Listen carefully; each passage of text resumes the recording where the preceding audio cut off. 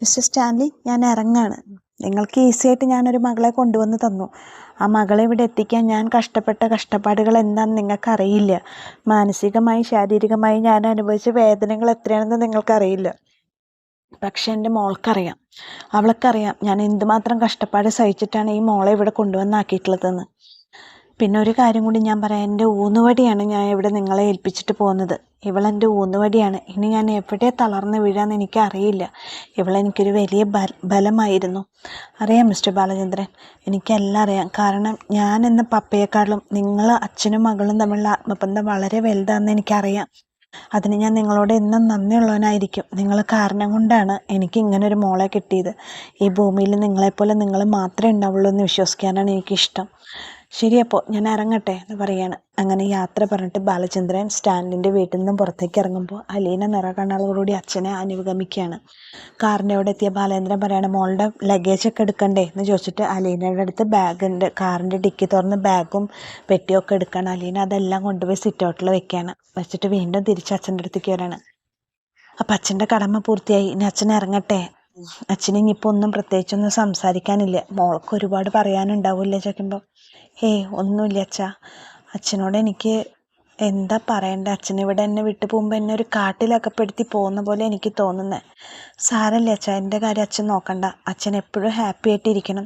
അച്ഛൻ്റെ ശരിയെന്ന് തോന്നുന്ന തീരുമാനങ്ങൾ അച്ഛനെ എടുക്കണം. ആ തീരുമാനങ്ങൾക്ക് അച്ഛൻ്റെ കൂടെ നിൽക്കാൻ അച്ഛൻ്റെ 3 മക്കളുണ്ട്. പക്ഷേ അവരുടെ ശരികളും കൂടി ഒന്ന് കേൾക്കണേ അച്ഛാ. എനിക്ക് അത്രേ പറയാനുള്ളൂ. പിന്നെ അച്ഛൻ്റെ ആരോഗ്യം ശ്രദ്ധിക്കണം. അച്ഛൻ സന്തോഷമായിട്ടിരിക്കണം. മരുന്നുകൾ മുടങ്ങാതെ കഴിക്കണം. അച്ഛനൊരു ഹാർട്ട് പേഷ്യൻ്റ് എന്നറിയാലോ. മരുന്നുകളൊന്നും തെറ്റരുത്. ഞാൻ കൃഷ്ണയോട് എല്ലാം പറഞ്ഞ് ഏൽപ്പിച്ചിട്ടുണ്ട്. ഇനി എന്തെങ്കിലും പറയാനുണ്ടോ നിനക്ക്? പറയാൻ ഒരുപാടുണ്ട് അച്ഛാ. പക്ഷെ ഒന്നും എനിക്ക് മനസ്സിൽ നിന്ന് അങ്ങോട്ട് വരുന്നില്ല. എനിക്ക് എന്താ പറയേണ്ടതെന്ന് എനിക്ക് അറിയണില്ല. പിന്നെ മോളിവിടെ താമസിക്കുമ്പോൾ ഇവരുടെ കൂടെ താമസിക്കുമ്പോൾ ഇവരിൽ ഒരാളായിട്ട് തന്നെ താമസിക്കാൻ നീ ശ്രദ്ധിക്കണം. മനസ്സിലായോ? അറിയാം അച്ഛാ. എനിക്ക് നിന്നെ പറ്റി ഓർത്ത് ഭയങ്കര വിഷമമുണ്ട്. എന്നെ ഓർത്തിട്ട് അച്ഛൻ വിഷമിക്കേണ്ട അച്ഛാ. എവിടെ അഡ്ജസ്റ്റ് ചെയ്യാൻ എനിക്ക് തയ്യാറാണല്ലോ. ഞാൻ എവിടെ അഡ്ജസ്റ്റ് ചെയ്യാനും ഒരുക്കാണല്ലോ. മോളെ, അച്ഛൻ ഇന്ന് തന്നെ പോണില്ല. അച്ഛൻ ഇന്ന് പോണില്ല. ഒരു റൂം എടുത്തിട്ട് തങ്ങാണ്. നാളെ പോവുള്ളൂ. എനിക്ക് നിന്നിവിടെ ഒറ്റയ്ക്കാക്കിയിട്ട് പോകാൻ എനിക്ക് തീരെ മനസ്സില്ല. മോൾക്ക് എന്തെങ്കിലും ഒരു ബുദ്ധിമുട്ട് തോന്നണമെങ്കിൽ, എന്തെങ്കിലും ഒരു വിഷമം ഇവിടെ തോന്നണമെങ്കിൽ ആ നിമിഷം അച്ഛനെ വിളിച്ചേക്കണം. അച്ഛൻ ഓടി വരും. അവിടുന്ന് 1/2 മണിക്കൂറേ ഉള്ളൂ ഇങ്ങോട്ട് എത്താൻ. പോന്നല്ലൂരിന്ന് അച്ഛൻ ഇവിടെ ഉണ്ടാവും, പോകുന്നില്ല എന്ന് പറഞ്ഞിട്ട് അങ്ങനെ അലീന അങ്ങനെ നോക്കി നിൽക്കുമ്പോൾ ബാലചന്ദ്രൻ കാർ എടുത്തിട്ട് പോവാണ്. ആ പോകുന്നതിന് മുമ്പ് ബാലചന്ദ്രൻ സ്റ്റാൻലിനോട് പറയുന്നുണ്ട്, ഞാൻ ഇവളെവിടെ ഏൽപ്പിച്ചിട്ട് പോവാണ്. നിങ്ങൾക്ക് ഇവളെ കൊണ്ട് എന്തെങ്കിലും ഒരു ശല്യമോ ഒരു ബുദ്ധിമുട്ടോ എന്തെങ്കിലും ഒരു വിഷമം നിങ്ങൾക്ക് ഉണ്ടായിട്ടുണ്ടെങ്കിൽ ജസ്റ്റ് എന്നെ ഒന്ന് മിസ് കോൾ ചെയ്താൽ മതി. ഞാൻ വന്ന് കൊണ്ടുപോയിക്കോളാം എൻ്റെ മോളേനെ എന്ന് പറഞ്ഞിട്ട് ബാലചന്ദ്രൻ സ്റ്റാൻലിനോട് പറഞ്ഞിട്ടാണ് കാർ എടുത്തിട്ട് പോകുന്നത്. ആ കാറ് കണ്ണിൽ നിന്നും മറയുന്നവരെ അലീന നിറകണ്ണുകളോടുകൂടി നോക്കി നിൽക്കാണ്. കാറ് പോയി കഴിയുമ്പോൾ അലീനയും ബാലചന്ദ്രനും തമ്മിലുള്ള ആത്മബന്ധം, അവർ തമ്മിലുള്ള സംസാരവും ശ്രദ്ധിച്ചിട്ടാണ് സ്റ്റാൻലി നിൽക്കുന്നത്.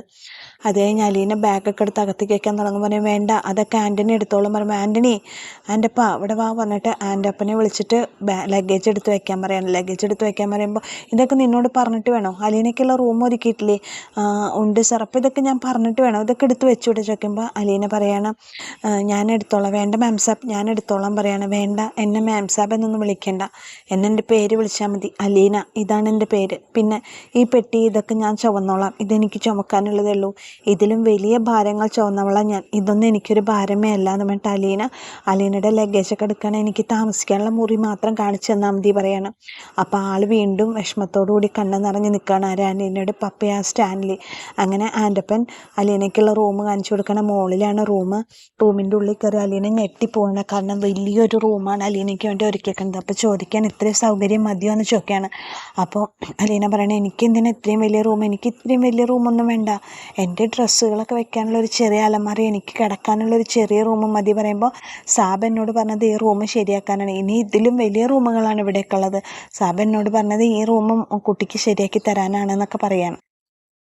അപ്പോൾ അലീന അങ്ങനെ റൂമൊക്കെ ഇങ്ങനെ നിന്ന് നോക്കിക്കാണുക. ആ സമയത്ത് സ്റ്റാൻലിൻ വളർത്തുന്ന നായ്ക്കൾ 2 അലീനയുടെ കാലിൻ്റെ അവിടെ വന്നിട്ട് അലീനയുടെ ബാക്കും അലീനയൊക്കെ മണക്കാണ്.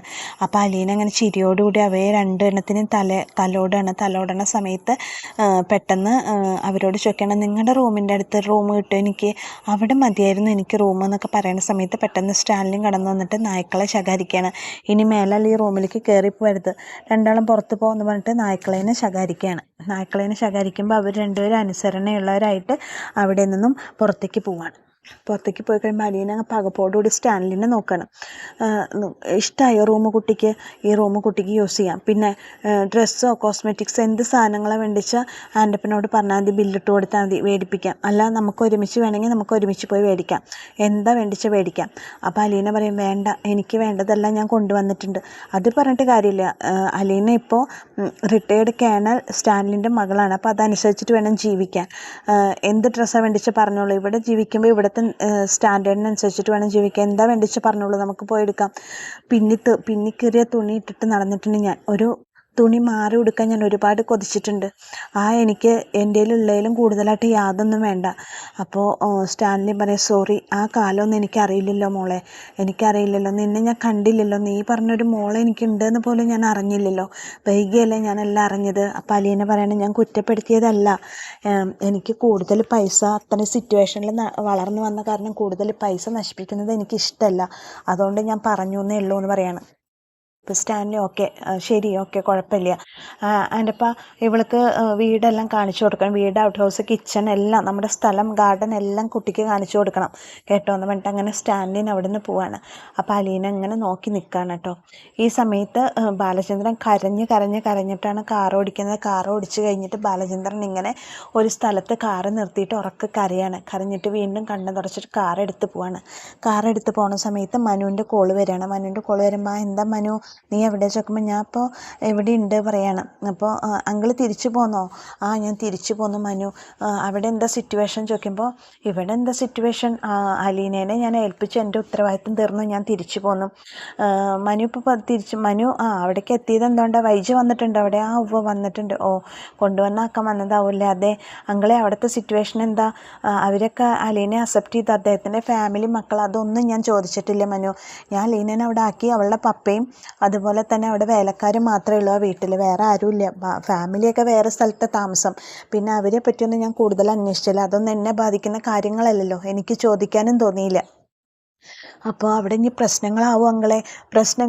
ആവാതിരിക്കാം, അല്ലെങ്കിൽ തന്നെ എടുക്കുവോളം പ്രശ്നങ്ങൾ എനിക്കുണ്ടല്ലോ, അതിൻ്റെ ഇടയിൽ ഇനി കുളത്തൂർപ്പുഴയിലെ പ്രശ്നങ്ങളും കൂടി പരിഹരിക്കാൻ എനിക്ക് താല്പര്യമില്ല മനു എന്ന് പറയണം. അങ്ങനെ നമുക്ക് കൈവിട്ട് കളയാൻ പറ്റും അങ്കിളെന്ന് ചോദിക്കുമ്പോൾ, ഞാനിപ്പോൾ ഇത്രയും ചിന്തിക്കണല്ലോ മനു, വൈഗ ഇപ്പോൾ ജയിച്ചു എന്നുള്ള ഭാവത്തിൽ വന്നേക്കാവൂല്ലേ, അവൾ തോൽക്കാൻ തുടങ്ങുന്നേ ഉള്ളൂ മനു എന്നൊക്കെ അങ്ങനെ പറയാണ് ബാലചന്ദ്രൻ മനുവിനോട്.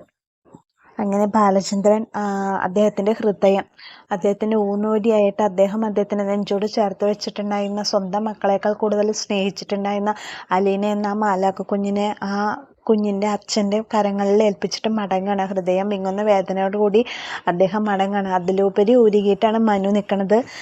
പക്ഷെ ഇതിലൊക്കെ ആഹ്ലാദിക്കുന്ന ഒരാളുണ്ട്, അത് വേറെ ആരല്ല, അലീനയുടെ സ്വന്തം പെറ്റമ്മയായ വൈജയന്തിയാണ്. അങ്ങനെ അലീനയുടെ പപ്പയുടെ അടുത്ത് താമസമായി. ഇനി അന്തരീക്ഷമായിട്ട് അലീനയ്ക്ക് പൊരുത്തപ്പെടാൻ പറ്റുമോ, എന്താ ഏതാന്നൊക്കെ നമുക്ക് നാളത്തെ എപ്പിസോഡിൽ അറിയാം. പക്ഷെ നാളത്തെ എപ്പിസോഡിൽ വൈജയന്തി കണക്ക് ചോദിക്കുന്നുണ്ട്, അലീനയ്ക്ക് കൊടുത്ത സാരിയുടെ ഓർണമെൻറ്റ്സിൻ്റെ ഒക്കെ കണക്ക് ചോദിക്കുന്നുണ്ട്. അതിന് മനു തക്ക മറുപടി കൊടുക്കുന്നുണ്ട്. ഇതൊക്കെ ആൻറ്റി നേരിട്ട് അങ്കിളിനോട് ചോദിച്ചോളൂ, അതിനുള്ള മറുപടിയൊക്കെ ആൻറ്റി വാങ്ങി കെട്ടിക്കോളൂ എന്ന് പറഞ്ഞിട്ട് തക്ക മറുപടി മനു അലീനയ്ക്ക് കൊടുക്കുന്നുണ്ട്.